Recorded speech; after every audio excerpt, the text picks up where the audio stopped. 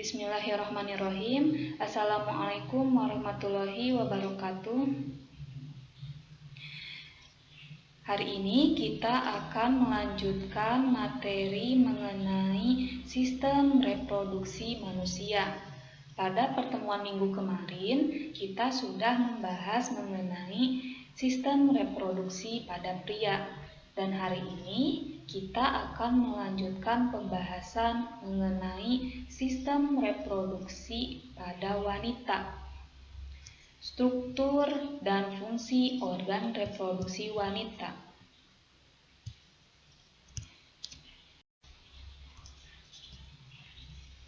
Mengapa ketika seorang ibu hamil nampak besar di bagian perut? Ya, karena ada calon bayi yang sedang tumbuh dan berkembang. Di organ manakah janin bayi tumbuh dan berkembang? Nah, untuk mengetahui ini, di manakah organnya, kita sekarang akan membahas mengenai organ reproduksi pada wanita. Namun sebelum kita melaksanakan pembelajaran, adapun tujuan pembelajaran yang harus dicapai. Yang pertama, siswa mampu menyebutkan organ-organ reproduksi wanita. Yang kedua, siswa mampu menjelaskan struktur penyusun organ reproduksi wanita. Yang ketiga, siswa mampu menjelaskan fungsi organ reproduksi wanita. Keempat, siswa mampu menganalisis hubungan antara struktur penyusun organ reproduksi dengan fungsinya dalam proses reproduksi. Yang kelima, siswa mampu menjelaskan proses oogenesis. Dan yang keenam, siswa mampu menjelaskan siklus menstruasi. Sekarang kita akan lanjut ke organ reproduksi wanita. Seperti halnya pada pria, organ reproduksi wanita juga terdiri atas dua. Ada organ reproduksi eksternal pada wanita atau di bagian luar, dan organ reproduksi wanita bagian dalam atau organ reproduksi internal wanita.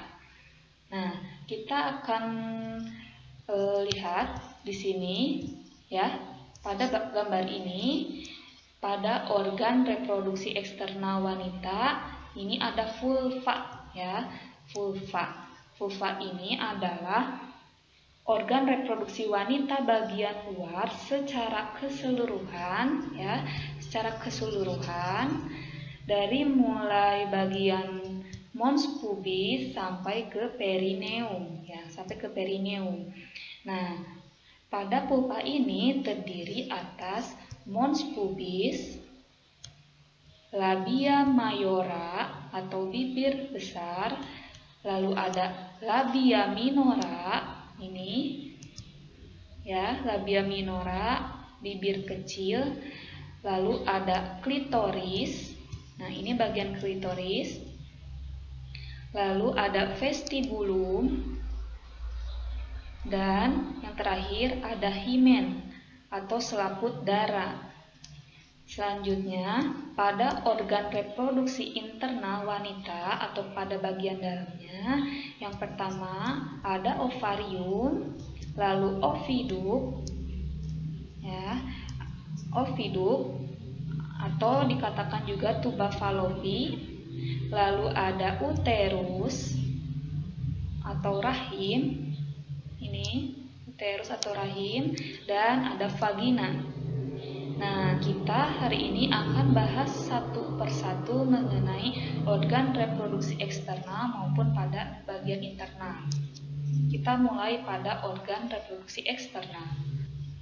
Nah, organ reproduksi eksternal pada wanita yaitu ada vulva. Vulva ini seperti yang sudah Ibu katakan sebelumnya, bahwa vulva ini merupakan organ reproduksi wanita bagian luar secara keseluruhan yang dimulai dari mons pubis sampai ke perineum, sampai ke sini. Nah, ini yang disebut bagian vulva. Lalu vulva ini terdiri atas mons pubis, ini mons pubis, ada labia mayora, ini labia mayora, lalu ada labia minora, lalu ada klitoris, ada vestibulum, dan ada himen atau selaput darah sebelah sini. Nah, kita bahas satu-satu. Yang pertama ada mons pubis. Mons pubis ini atau dapat disebut juga mons veneris merupakan bagian yang menonjol pada bagian depan simfisis pubis atau tulang kemaluan yang tersusun atas jaringan lemak. Nah, di sini fungsi dari mons pubis ini sebagai pelindung dari benturan luar. Bagian ini akan ditumbuhi rambut atau pubis hair atau rambut kelamin setelah masa pubertas pada wanita. Selanjutnya yang kedua ada labia mayora atau bibir besar. Nah, labia mayora ini merupakan dua lipatan kulit yang merentang ke bawah dari mons pubis sampai ke anus, sampai ke bawah ke sini. Nah, labia mayora ini terdiri dari kulit yang berambut, lalu ada kelenjar lemak dan kelenjar keringat. Nah, itu penyusun dari labia mayora. Nah, labia mayora ini juga homolog dengan skrotum pada pria, ya. Skrotum pada pria atau organ reproduksi luar pada pria, gitu ya.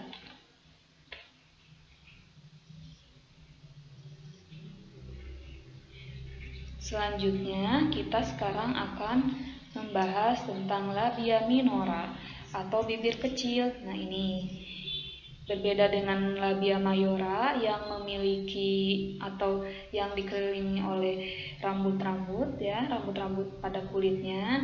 Pada labia minora ini dua lipatan kulit di antara labia mayora yang tidak ditumbuhi rambut tetapi mengandung beberapa kelenjar sebasea atau kelenjar minyak. Lalu pada bagian atas minora, ya, terdapat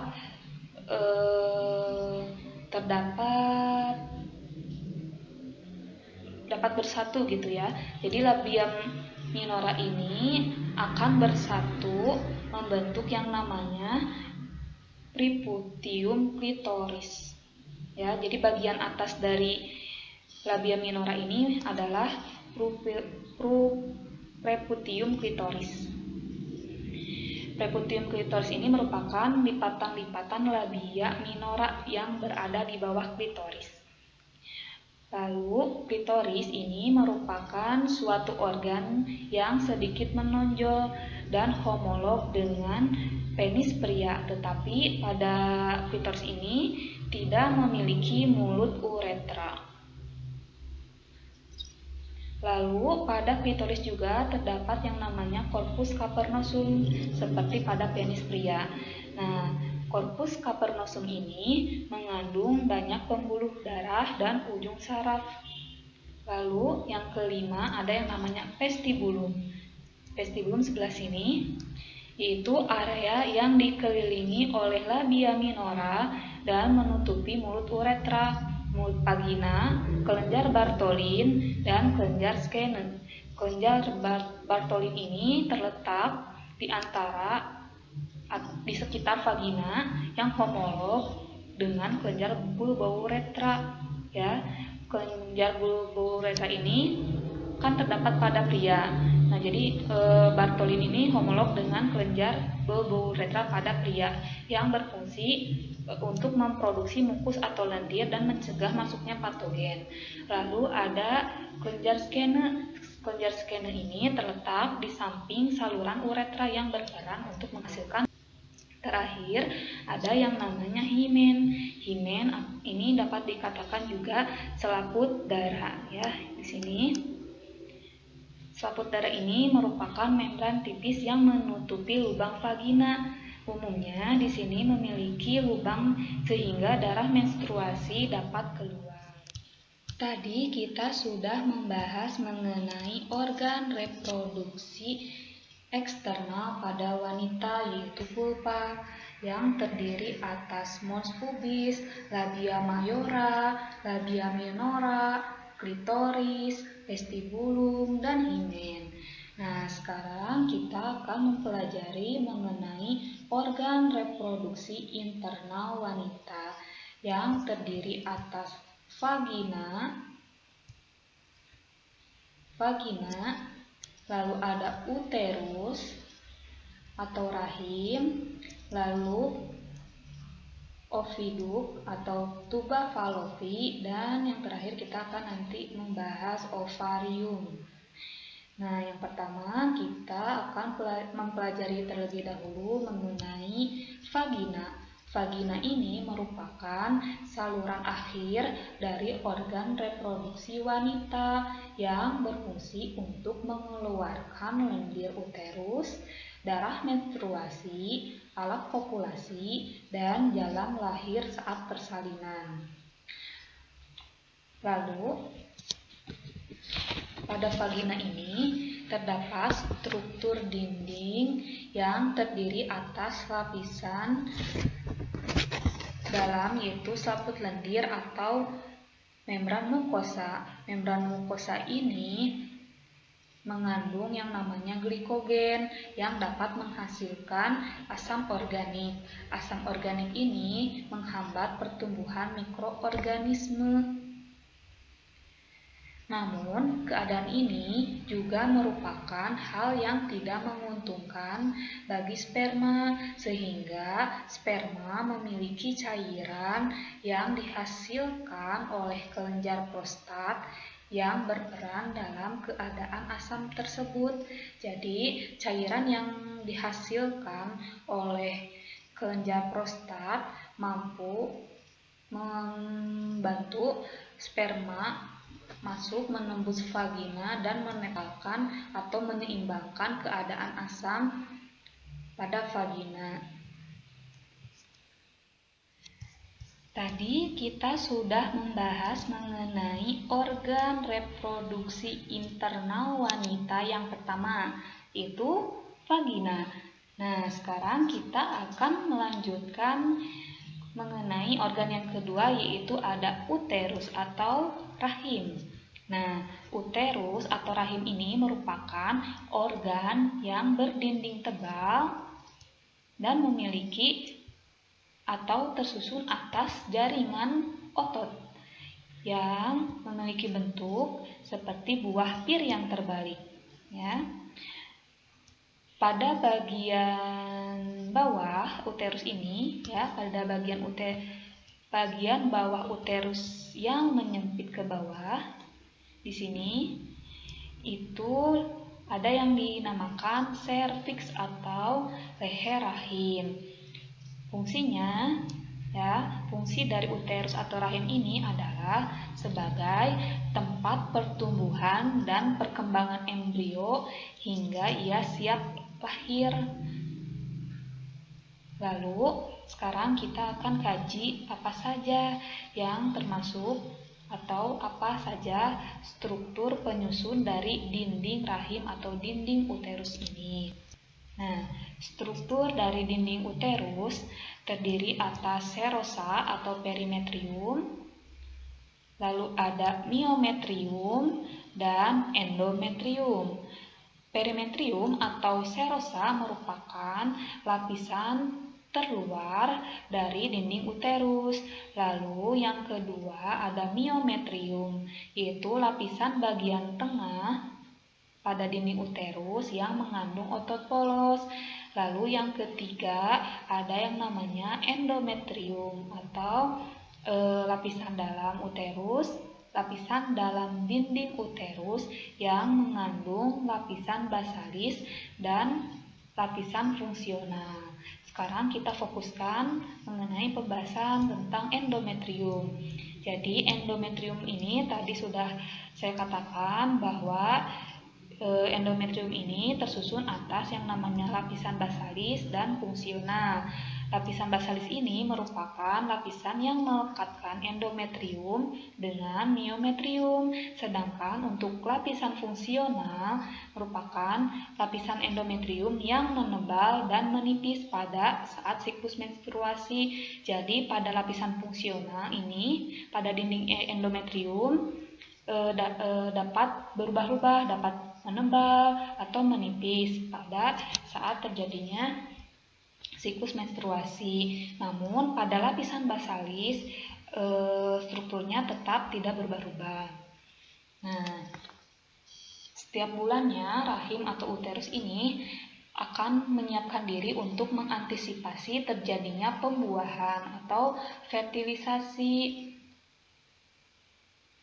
yang mendekati ovulasi atau saat sel telur dilepaskan, maka hormon estrogen akan meningkat sehingga rahim akan merespon dengan menebalnya lapisan endometrium. Ya, jadi ketika terjadi penebalan dinding endometrium, maka terjadi yang namanya ovulasi. Maka pada saat dinding endometrium menebal, dia siap dibuahi atau siap terjadinya implantasi melekatnya zigot pada endometrium. Tetapi ketika tidak terjadi pembuahan, maka endometrium ini akan meluruh menjadi atau terjadinya menstruasi. Nah, tadi kita sudah membahas vagina, lalu membahas mengenai uterus. Jadi pertanyaan di awal sudah terjawab ya. Di mana tempat bayi atau janin itu tumbuh dan berkembang? Itu di bagian uterus atau rahim. Nah, kenapa rahim bisa menampung bayi atau menampung pertumbuhan dan perkembangan janin? Karena ya pada uterus ini terdapat dinding endometrium yang mampu menebal. Nah, jadi ketika terjadi kehamilan, pada dinding endometrium itu menebal sehingga dapat menampung bayi yang berukuran besar gitu ya, berukuran besar. Namun ketika terjadi yang namanya menstruasi, pada dinding endometrium sebaliknya dia akan meluruh atau runtuh gitu ya ketebalannya sehingga tidak terjadi yang namanya kehamilan. Nah, baik sekilas tentang uterus ya untuk menjawab pertanyaan di awal pembelajaran tadi. Selanjutnya kita akan membahas mengenai oviduk atau tuba Fallopi. Nah, tuba Fallopi ini juga dikatakan dengan saluran yang dikatakan saluran telur ya atau sel ovum. Nah, jadi sel ovum yang dihasilkan dari ovarium nanti akan diteruskan menuju yang namanya oviduk atau tuba Fallopi. Nah, tuba Fallopi ini berjumlah sepasang di kanan dan di kiri. Lalu berfungsi untuk menangkap ovum yang dilepaskan. Ya, jadi ketika ovarium melepaskan ovum, itu berarti terjadinya proses ovulasi ya. Nah, ovum yang dikeluarkan dari ovarium ini lalu akan ditangkap oleh oviduk atau tuba Fallopi. Lalu tuba Fallopi ini juga tempat terjadinya fertilisasi atau tempat terjadinya pertemuan antara sel sperma dengan sel ovum. Lalu, nah di sini juga ada bagian-bagian dari oviduk atau tuba Fallopi. Nah, yang pertama ada infundibulum ya, infundibulum dari sini ke sini. Infundibulum ini merupakan bagian ujung distal yang masing-masing salurannya itu berbentuk corong yang dikelilingi oleh pimbrie. Nah, pimbrie ini merupakan rumbai-rumbai dan tonjolan yang menyerupai jari-jari. Nah, pimbrie inilah yang bertugas untuk menangkap sel ovum dari ovarium. Jadi ketika sel ovum keluar ya, dia akan ditangkap oleh pimbrie pada tuba Fallopi. Lalu yang ketiga ada yang namanya ampula tuba. Ampula ini merupakan ya, dari sini ke sini itu merupakan ampula. Ampula ini merupakan bagian yang paling panjang dan paling lebar pada oviduk atau tuba Fallopi. Nah, pada ampula ini merupakan tempat bertemunya sel ovum dan sel sperma, atau bisa kita katakan dengan proses fertilisasi. Lalu yang terakhir ada ismus. Ismus ini merupakan bagian saluran yang menyempit yang menghubungkan antara ampula ya dengan uterus atau rahim. Jadi begini, ovum yang keluar dari ovarium atau yang dilepaskan dari ovarium nanti akan ditangkap oleh pimbrie. Lalu dari pimbrie ini menuju infundibulum. Lalu setelah sampai ampula tuba, nantinya ketika sel ovum nantinya akan bertemu dengan sel sperma, nantinya dia akan mengalami fertilisasi di ampula tuba atau ampula tuba Fallopi. Nah, lalu dari ampula tuba ini maka akan diteruskan menuju uterus melalui ismus.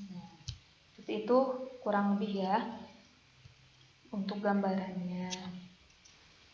Nah, lalu yang terakhir ada yang namanya histologi oviduk atau jaringan penyusun dari oviduk atau tuba Fallopi.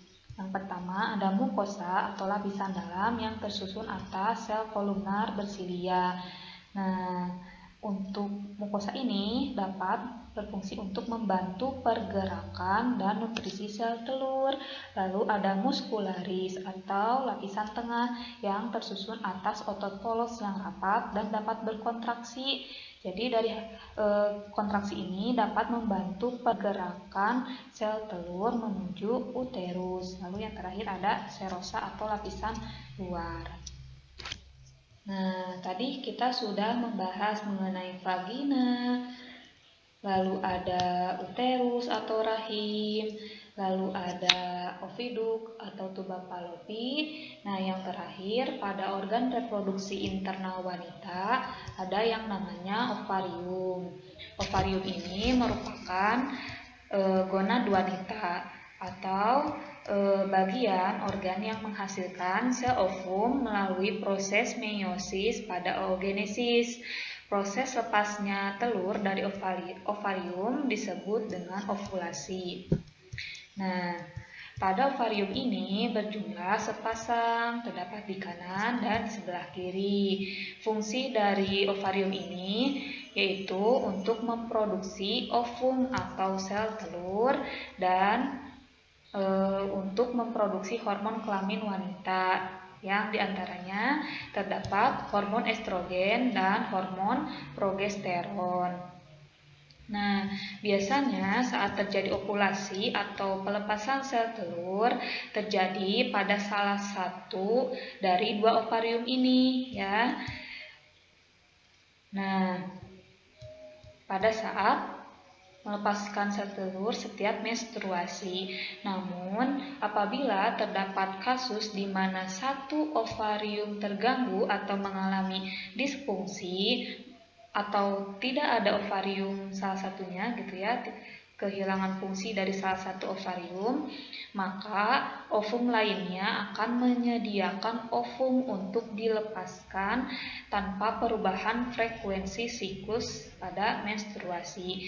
Jadi ketika salah satu dari ovarium ini tidak berfungsi, maka ovarium yang lainnya tetap masih bisa berfungsi sehingga tidak terjadi perubahan frekuensi pada siklus.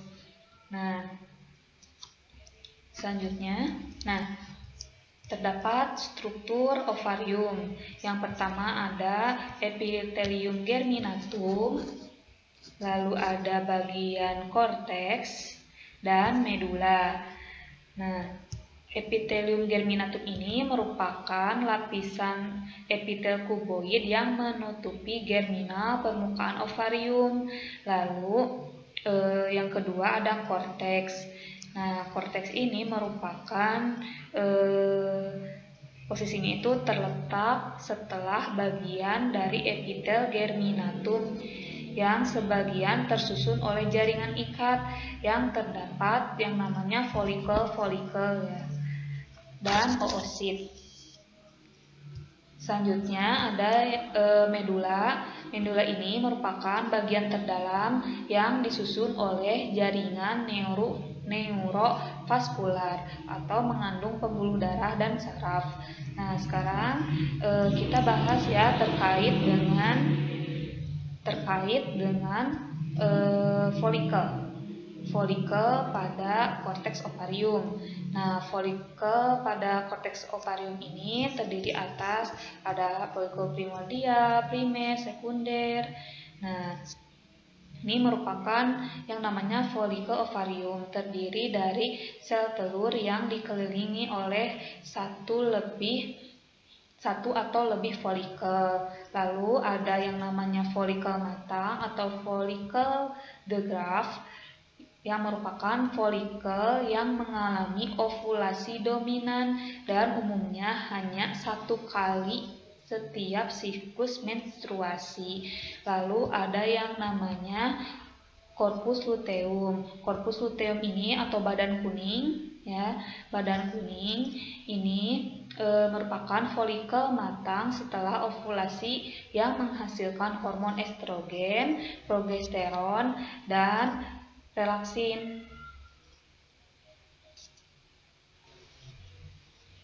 Nah, jadi di sini dapat kita simpulkan, kita bahas dari mulai ovarium.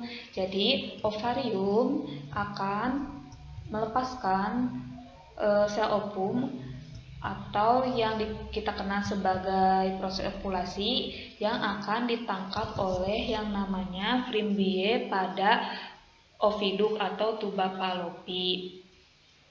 Lalu dari Frimbiae ini akan menuju yang namanya infundibulum, lalu menuju ampula tuba ya. Ampula tuba ini merupakan tempat terjadinya proses pertemuan antara sel telur dan sel sperma. Nah, lalu dari ampula ini nantinya akan menuju ismus yang menghubungkan antara ampula dengan uterus menuju uterusnya. Jadi diteruskan dari infundibulum menuju ampula lalu ke uterus. Ya. Lalu dari uterus ini nantinya akan terjadi yang namanya melekatnya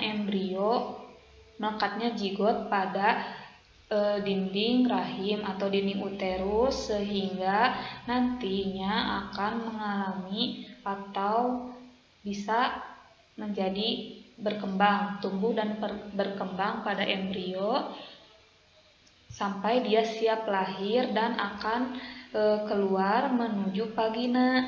Nah, ketika tidak dibuahi bagaimana? Nah, ketika tidak dibuahi maka dari ovarium ini nantinya akan menuju Fimbriae tuba Fallopi, lalu ke ampula, infundibulum, lalu ke ampula, lalu karena tidak terjadi pembuahan, maka pada dinding endometrium yang menebal ini nantinya akan meluruh sehingga terjadilah menstruasi dan keluar melalui vagina.